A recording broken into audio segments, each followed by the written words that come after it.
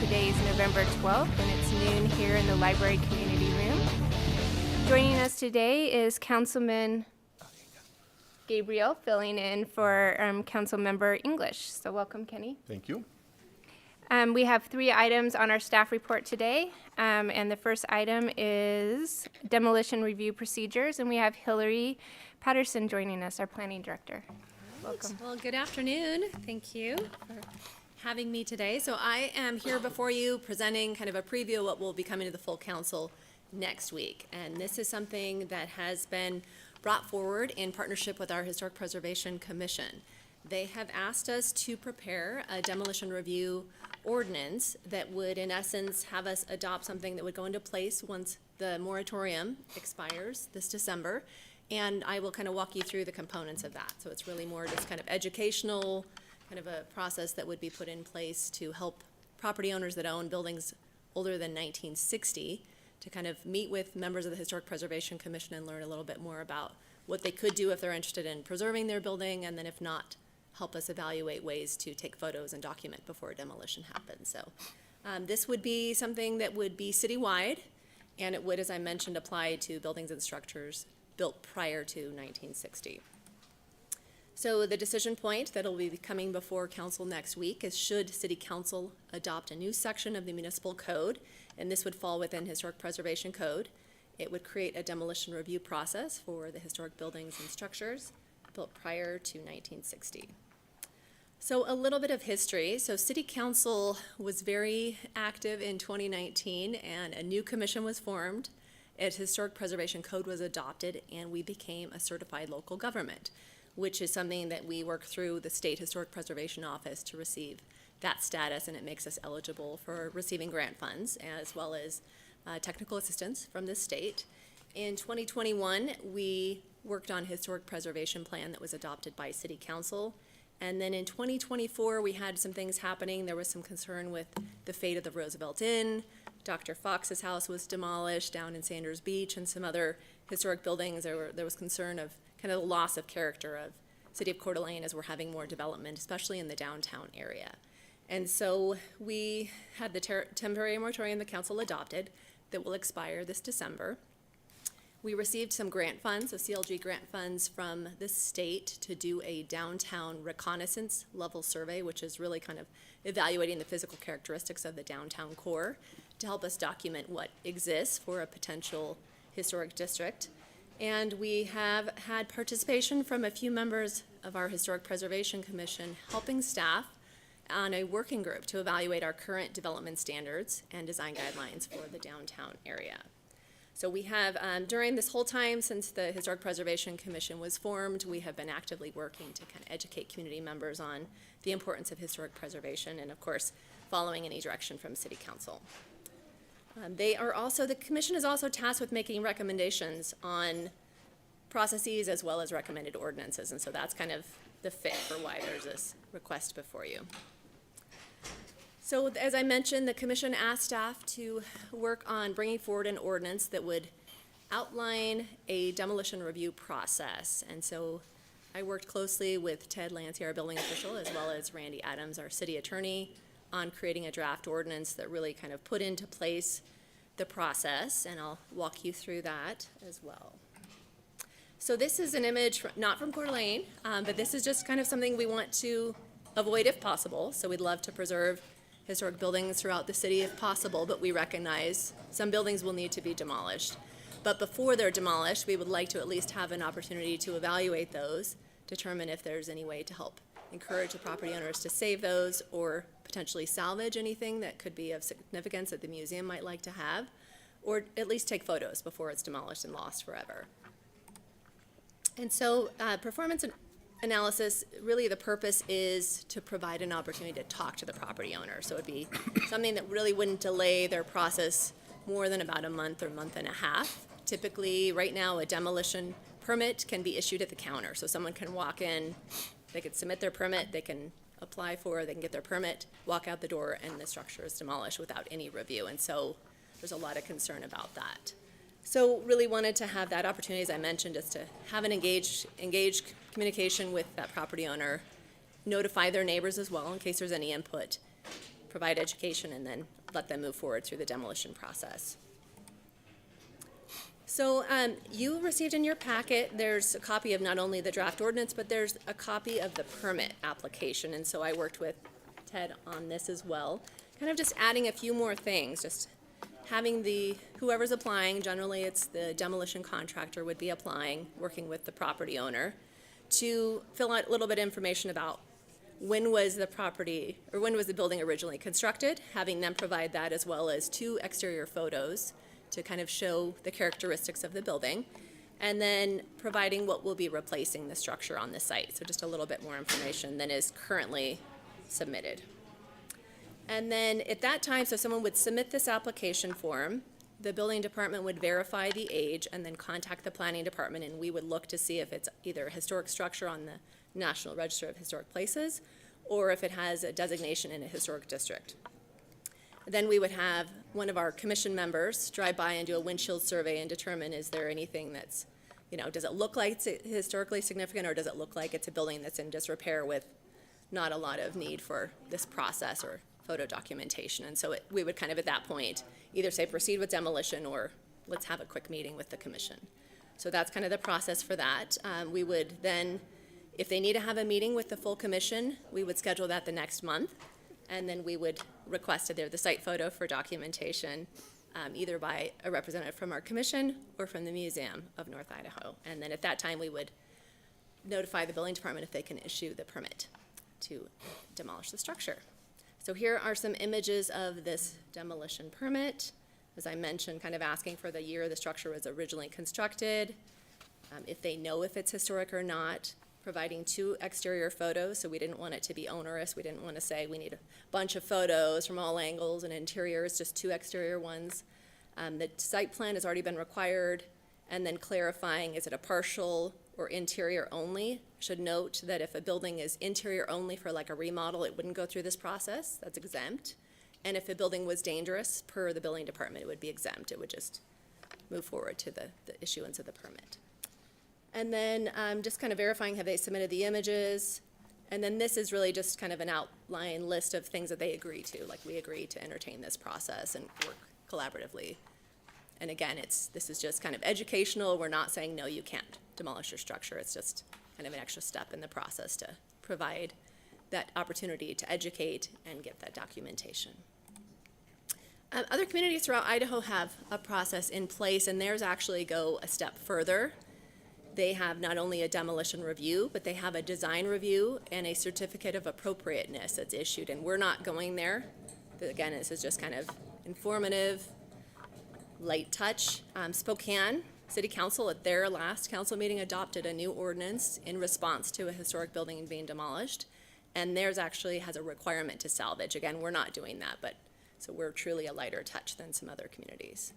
But there is, as you can see, concern throughout the area and the state of Idaho about the loss of our historic resources. So financial analysis staff kind of went through this and thought, there's no impact financially to the city.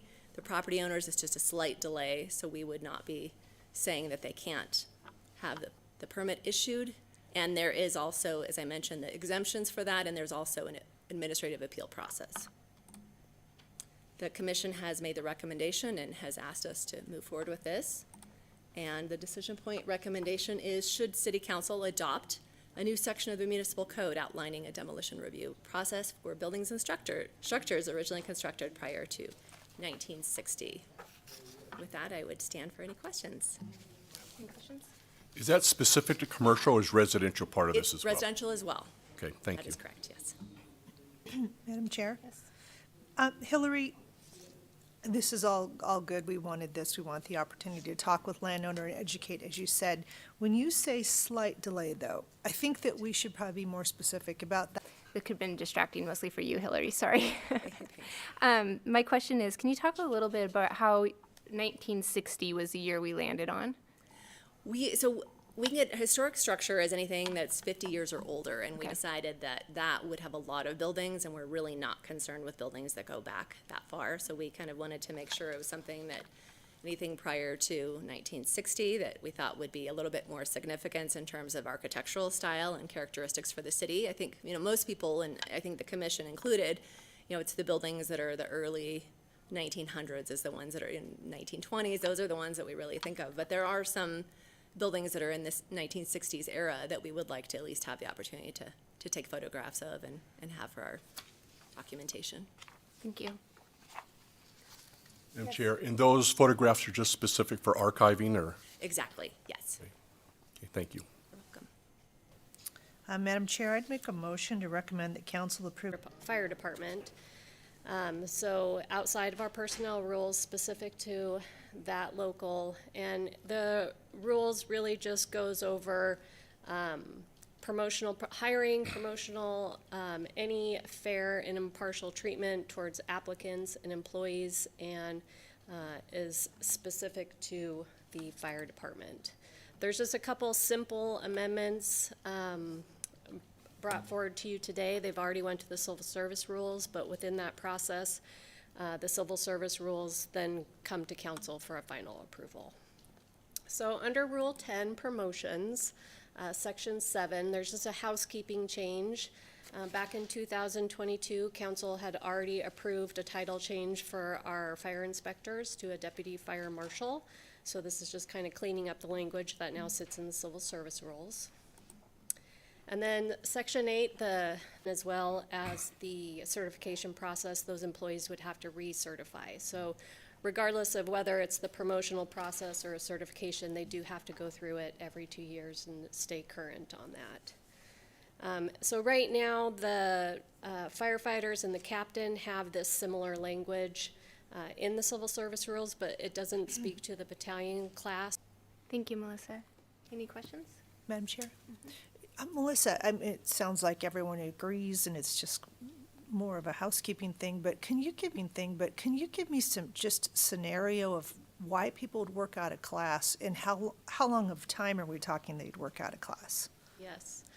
So an employee may work out of class just for one particular shift due to an employee calling in sick, and so they don't have a captain per se to fill in that day, but they have a fire engineer that's willing to come in, work overtime, and work out of class. Sometimes they're just down minimum staffing because of injuries, and so they're looking at people to work up in that particular set. So it can be anywhere from a few hours to multiple sets.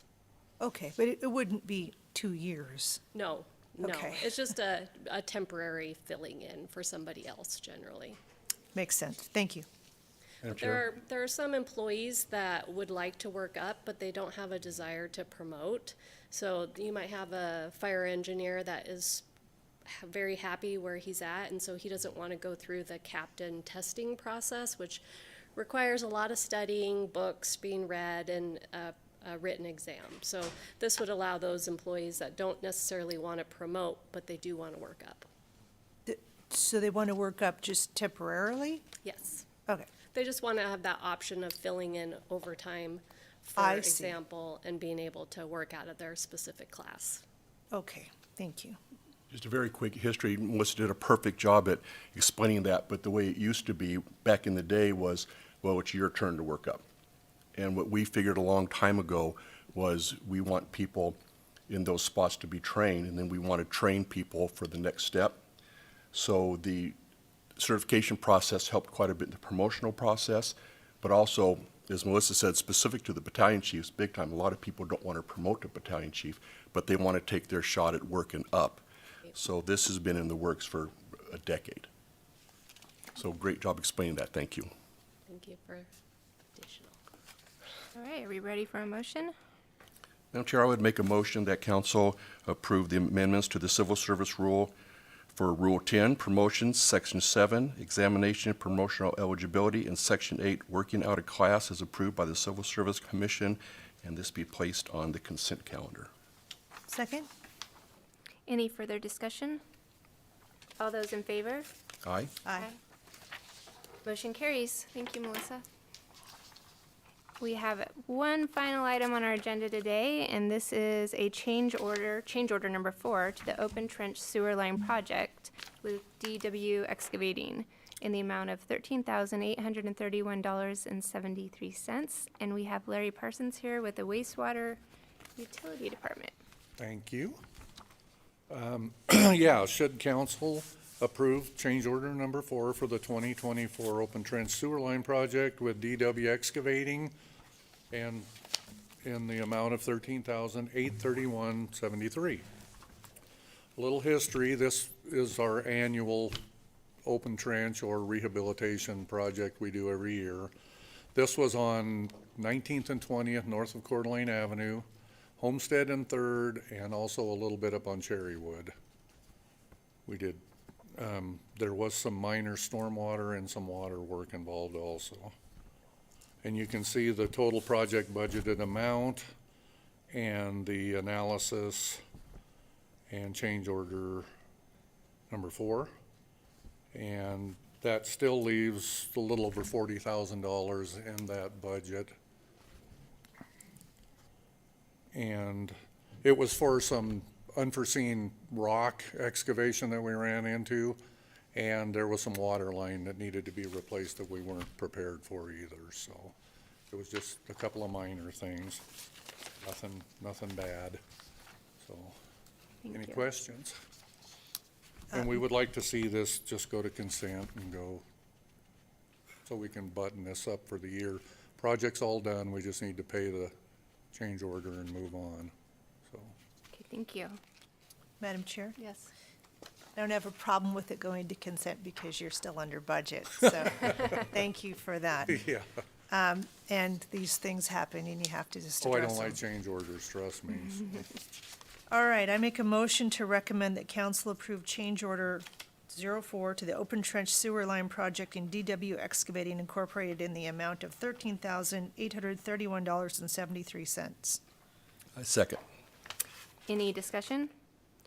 All those in favor? Aye. Aye. Aye. Motion Awesome. carries. Thank Thank you. you.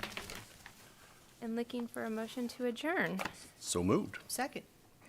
This meeting is adjourned. Thank you both. Thank you. Hopefully you can make it to the game.